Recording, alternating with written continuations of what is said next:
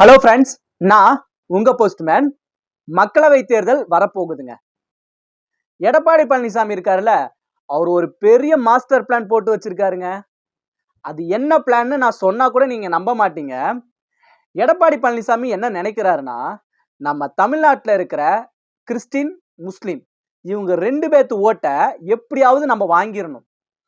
அப்படி வாங்கிட்டோம்னா நாம இந்த தமிழ்நாட்டில் எம்பி தேர்தலில் ஜெயிச்சிடலாம் அப்படிங்கிற ஒரு பெரிய மாஸ்டர் பிளான் போட்டாரு. சரி, கிறிஸ்டின், முஸ்லிம் இவங்க ஓட்டை எடப்பாடி பழனிசாமி நான் வாங்குறேன். அப்ப நான் என்ன பண்ணணும்? இந்துக்களுக்கு சப்போர்ட் பண்ற பாரதிய ஜனதா கட்சி, மோடி கட்சி இருக்குல்ல, அதுல இருந்து நான் விலகிடணும். அப்படி விலகிட்டேன்னா ஆட்டோமேட்டிக்கா கிறிஸ்டின், முஸ்லிம் இவங்க அதிமுகல ஜாயின் பண்ணிடுவாங்க. இது ஒண்ணா இந்த மாதிரி எடப்பாடி பழனிசாமி நினைக்கிறாரு.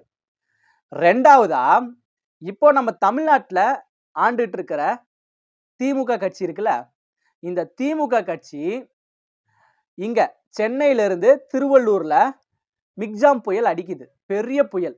மக்கள் சாப்பாட்டு கூட கஷ்டப்படுறாங்க. ஒண்ணா. ரெண்டாவது, இங்க திருநெல்வேலி, தூத்துக்குடி இந்த 2 டிஸ்ட்ரிக்ட்லயும் ஒரு வருஷத்துல பெய்ய வேண்டிய மழை ஒரே நாள்ல பெஞ்சு அங்க இருக்கிற மக்கள்லாம் சாப்பாட்டு கஷ்டப்படுறாங்க. ஒண்ணு புயல் காரணமா, ரெண்டாவது மழை காரணமா. சரி, இப்படி இருக்கும் பொழுது இதுக்கெல்லாம் யாரு சப்போர்ட் பண்ணணும்? நிதி நிவாரணம் கொடுக்கணும். அங்க இருக்கிற மக்களுக்கு சாப்பாடு, அங்க இருக்கிற மக்களுக்கு வாழ்வாதாரம் யார் கொடுக்கணும்? மாநில அரசு. நம்ம திமுக அரசு தான் தமிழ்நாட்டுக்கு சாப்பாடுல இருந்து, அவங்க போடுற ட்ரெஸ்ல இருந்து, அவங்க செலவு பண்ற பணம் வரைக்கும் நிதி கொடுக்கணும். நம்ம தமிழ்நாடு அரசு. அப்போ திமுக அரசு என்ன பண்ணணும்? யாருக்கிட்ட இருந்து அந்த பணத்தையும் வாங்கணும்? மத்திய அரசு, பிஜேபி கிட்ட இருந்து. ஆனா பிஜேபி தான் சொல்லிட்டாங்களே, உங்களுக்கு பணம் கொடுக்க முடியாது, திமுக உங்களுக்கு பணம் கொடுக்க முடியாது அப்படின்னு, நிதி கொடுக்க முடியாதுன்னு சொல்லிட்டாங்க. ஆனா இருந்தாலும் திமுக பிஜேபியை விடுறதா இல்லை. இப்போ திருச்சியில ஒரு ஏர்போர்ட் திறந்தாங்க, உங்க எல்லாருக்குமே தெரியும். அந்த திருச்சி ஏர்போர்ட்டை திறக்கிறதுக்கு முதற்கொண்டு இப்போ அந்த விளையாட்டு போட்டிகள்லாம் நடத்தாங்க. ஹாலோ அப்படிங்கிற ஒரு விளையாட்டு போட்டிகள்லாம் நடத்துனாங்க.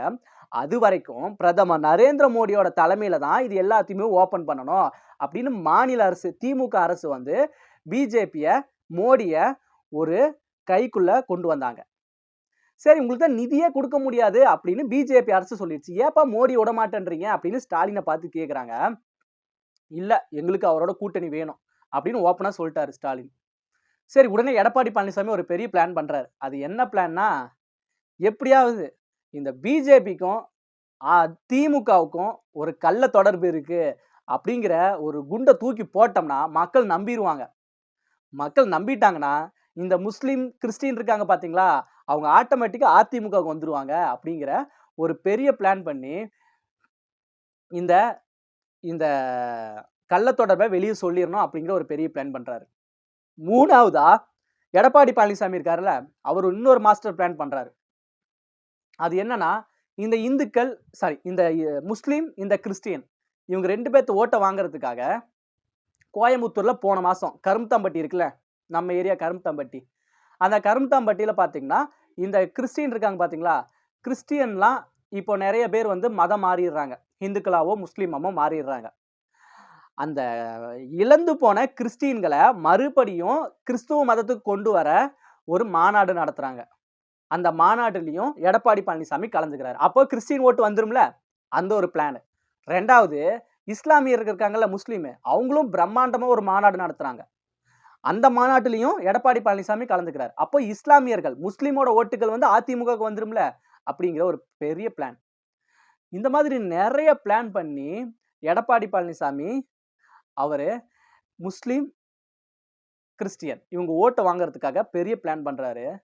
என்னதான் பெரிய பிளான் பண்ணாலும்